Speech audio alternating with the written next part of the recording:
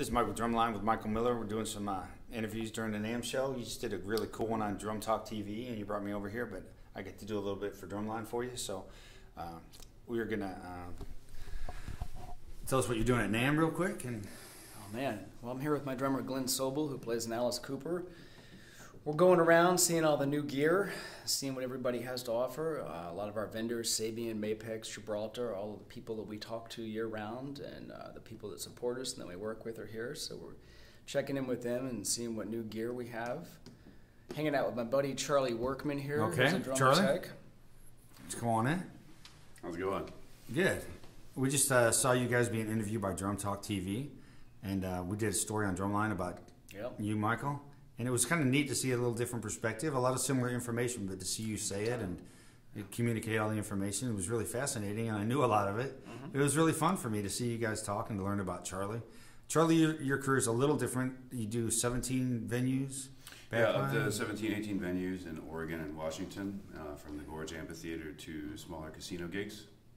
Okay, and your guys' work ethic, I mean, it's unbelievable, and I think that's the one thing I try to put across. Soldiers. But there's also road warriors, as we call the article. Yep. Yeah. But also some of the creative things with the spider rack, building the spider rack and coming up with ideas all the time. And you being a player, do you see how that... Michael, do you play... I do, but I'm a much better tech than a player. You know, I knew early on drums since I was a little kid. You know, I played, and it's always been the love of my life, and I still have a fascination for everything about drums today that I had. But I knew my place early in life was as a tech, which I enjoy. Well, yeah, it got you to fall in love with the drums to begin with. How about you, Charlie? I've been playing New Orleans funk up in Seattle for 10 years now. Okay, and you have a band? Yeah, Olympic Sound Collective. Okay. And you can see us on MySpace. Okay, and you said you had a record or something coming out, or no? But yeah, we've had a couple CDs. A couple CDs come out? Yeah. Okay. Charlie's the man. Charlie? All right. Charlie's the man and Michael's the man. So together they're a couple of men. Michael's the man. Michael's the Miller. Charlie's the workman. Charlie's the and you know what? Workman. Not to make jokes or anything, okay? But I was thinking in there, Charlie Workman. That's your name is so appropriate because it's exactly what you guys do. And Michael Miller is like Michael, not to get religious, but Saint Michael kept heaven from hell, and that's your job. Oh man, you know what the whole thing is? To keep all the chaos out and make the show go smooth. You gotta do your job, but you gotta do it better than anybody else. You've got to bring a little something more to it than everybody else does, and that's what everybody's saying. Glenn constantly says that. You know, when he gets hired for gigs, he goes and researches every online video you can find for that band, learns every version of the song they did. He spends all his time charting it out. He shows up to a gig knowing the material better than the rest of the band does. And it's that preparation, that's why you're going to get the call the next time. That's why you guys are at the top. That's what we try and do. Yep. You gave me a 90-minute, and I enjoyed it. Like you gave a description to Drum Talk TV, but you went through everything from paint brushes on the pedals and dust out of this and that and the evil bubble machine. And I loved hearing it. And it's like, I didn't even have the energy to list it. And I'm going to document it, though. And I tried to bring a kind of a summary to what that was. But the steps involved. It's a 16-hour nonstop attention to detail. When he said technician, I thought that was brilliant because I didn't see it. I see it that way, but the way he described it, the attention to detail and just going about the job and getting it done correctly. And you guys focus through the whole day. I mean, this show's impossible without you guys. I mean, there would be no show. Nobody would have the energy to perform a show and set up their own stuff. And not to take anything away from the artist, though. Everybody shows up at 7 o'clock, sits down and watches a 2-hour show and thinks what a great job. The artist just shows up and does a show, but it's not that way for the artist. It's the rehearsal, it's the learning material. Correct. Everybody pays their dues. It's the same day for them as it is for us. And you guys, I know you don't think about the hours because you love what you do. And if you did, you would be doing something else. It's not work. Yeah.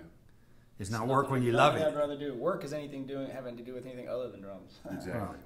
Exactly. You know. Well, the interesting thing is learning from the drummers and learning from one perspective to that and the other and what you guys do. I mean, I have the luxury of getting a jazz guy and getting a hard rock guy, and both drummers but different perspectives. And you guys are both do a similar job, but there's differences, and the main things stay the same. The important things are the exact same thing. Playing a good groove or paying attention to having the cymbal stands at the right height. And one of the things that fascinated me was when you gaff taped yourself. Can you explain for the Bonzo show? Oh, the Bonzo show. We Which- tried to save some time doing our set changes between drummers. Typically, we spent 2 minutes adjusting the cymbal heights and snare drum and so forth between drummers on that Bonzo show. We wanted to cut that down to under a minute if we could. So instead of using a tape measure and rolling up on every cymbal stand, I actually took a piece of 2-inch gaff and I started right here and I went all the way down my pants leg. Had somebody else write the measurements in with a tape measure, so I could walk up to the cymbal stand and measure it right off my shirt and my jacket. But here's the thing, okay? When I saw that, I said, that's the perfect solution. In 1,000 years, I never would have thought of it. And that's why you're Michael Miller, because you think of that stuff, you know? And that's a beautiful thing. I tried to communicate that in the story. And I've got to add that now. That's going right in because, you know, I can revise things and add the really cool stuff that comes along.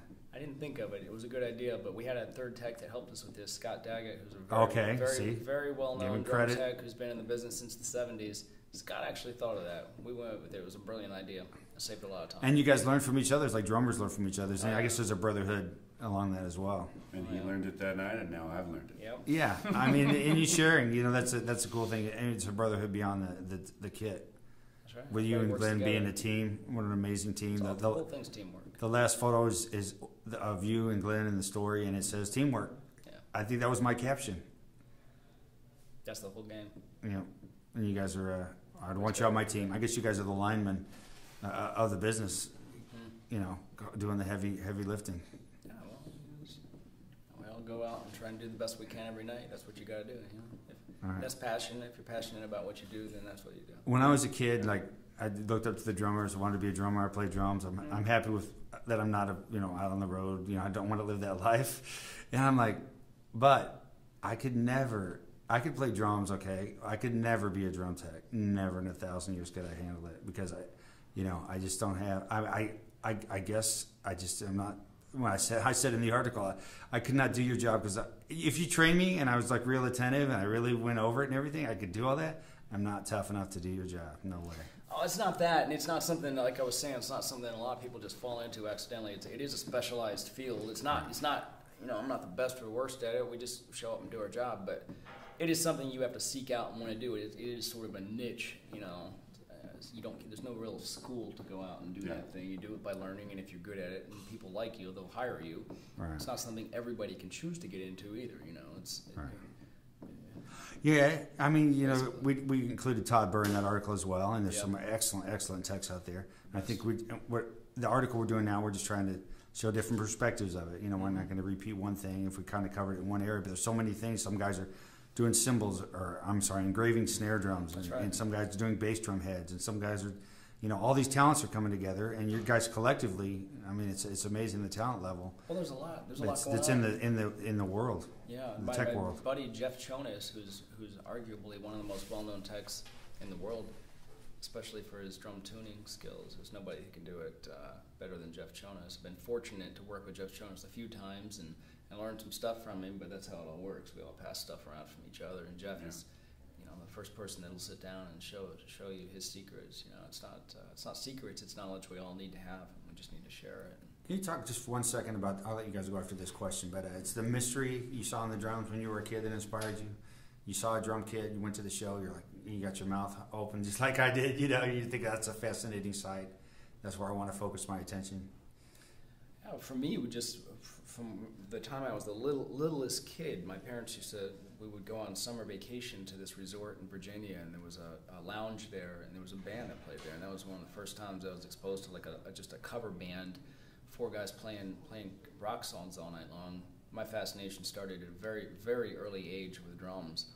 I don't know what planted that seed, but to this day, it doesn't matter what band it is, still a fascination, just mystery for me.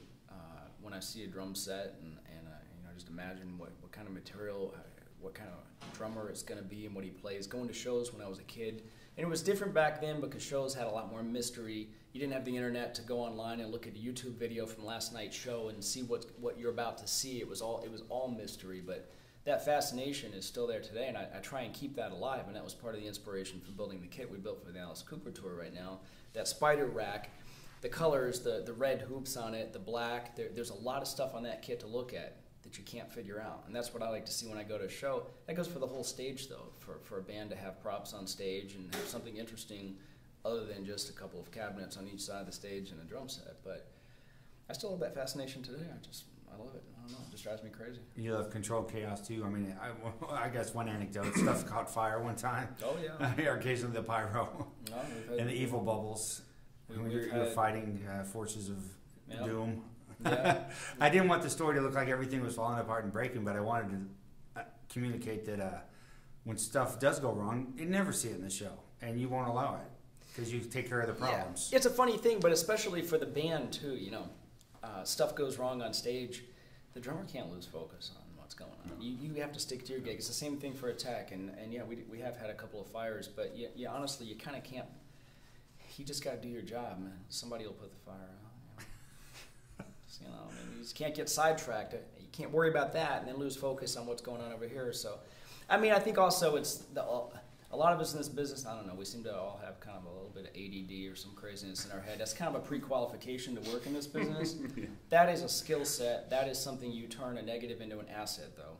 That is what allows you to be working for a drummer, sitting next to a kid on a stage with 120 decibels of noise in one side, programming a click track machine that maybe just the power went out on, you have to reprogram on the fly in about 30 seconds before the next song starts, while running samples, and then knowing what you have to do for the next song to have everything in order, while there's some fire going on stage. I mean, you really do have the ability to do multiple things at once and kind of do it calmly, because I've always found, and I've had a million situations where something comes up and you do get distracted for that second. Maybe a stick, maybe the drummer dropped a stick and it fell under the pedal, and you have to climb up there and grab that. And while you're doing that, the song is ending, and you realize that you have a sample that has to start in about 2 seconds, and you have to dial up the next tempo for the click, something like that. You can't get crazy in your head. You just gotta stop. You gotta just do it. You take one action at a time, and you get it done. Just remain calm, and it all gets done. And I can't stop because you keep talking about great stuff. I mean, you guys can stop whenever you're ready, but I am still fascinated by the story. If you could say one thing about living with all the people and the attitude that you got to have to move on when there's problems and to put a smile on your face and not let things get to you because you got a job to do. Mm-hmm. You can talk just for a second. It's the reset button. You have to have that reset button. We fight constantly on the road. We have 23 roughly people on tour with us that are in the immediate band and crew that you live with. 12 of them I live on a bus with. You're gonna get in fights with people, but it's not fights. We get on each other's nerves, but it's in a way that I don't know how quite to explain that. It's in a friendly brotherly way. Okay, you fight that's with your great. brother, you know what I mean? Yeah. But you have to have that reset button. Doesn't matter who it is on stage. Another musician on stage can throw a dagger at you for a second, or somebody can hurt your feelings real quick. It happens all the time. It could be one of the local crew guys you can get into something with. You got to let it go. That's the ability. It's how you clean up your own mess. A friend of mine said that determines your success. Shit's gonna happen. It's how you deal with it. Right. And I think also like the sleep factor. I mean, everybody's low sleep, so the brotherly thing is like you still care about it. It's not a cutthroat like fight or argument. Like it's gonna pass. You just gotta let it go. Just gotta let it go. Well, No matter what happens, it's gonna occupy space in your head for a few seconds. But man, you gotta let that go, or you're gonna slip on something else. Yeah. Just gotta stay. and you guys won't allow it. focused. That's the thing. You said a lot in the thing. No excuses for if things going wrong. No excuse. All right. You guys are the best. No, you're the best. Thank you. Oh, yeah. Always a pleasure. Oh, that's the thing. The great people always defer the compliments. The humility is great. I respect you guys. I must say. Likewise. All right. Amen. Okay. Thank you.